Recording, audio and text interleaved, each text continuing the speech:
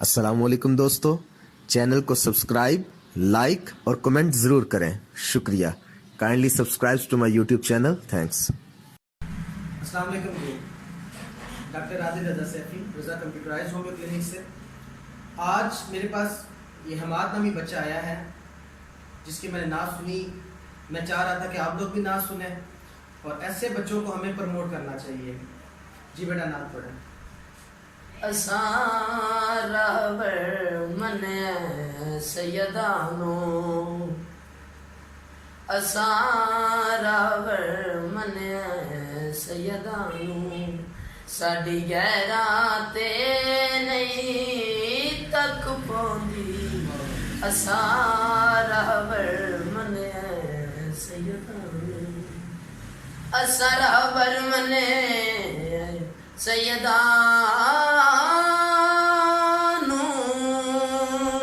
साडी गैराते नहीं तक पौंदी। असारावर मने सैयदानो, साडी गैराते नहीं तक पौंदी। सरदारा दाल पलिबदी, सरदारा दाल पलिबदी, साडी बंदियां ते नहीं तक पौंदी। असारावर मने सैयदानो,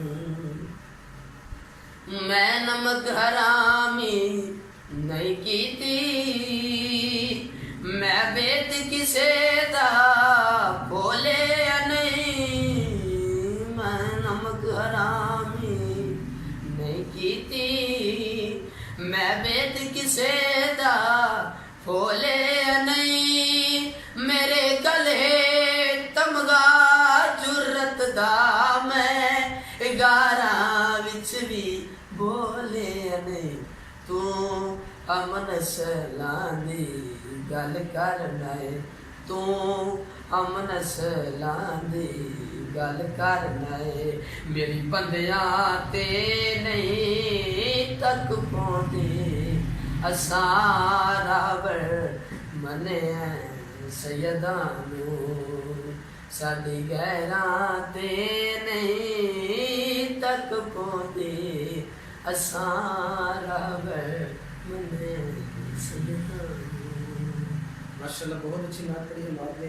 मेरी तमाम सुनने वालों से गुजारिश है कि इस वीडियो को लाइक भी कीजिएगा, शेयर भी कीजिएगा और कमेंट भी जरूर कीजिएगा। वीडियो देखने का शुक्रिया। लाइक, कमेंट और सब्सक्राइब करना मत भूलिएगा। अपना और अपने प्यारों का ख्याल रखिएगा। दुआओं में याद रखिएगा।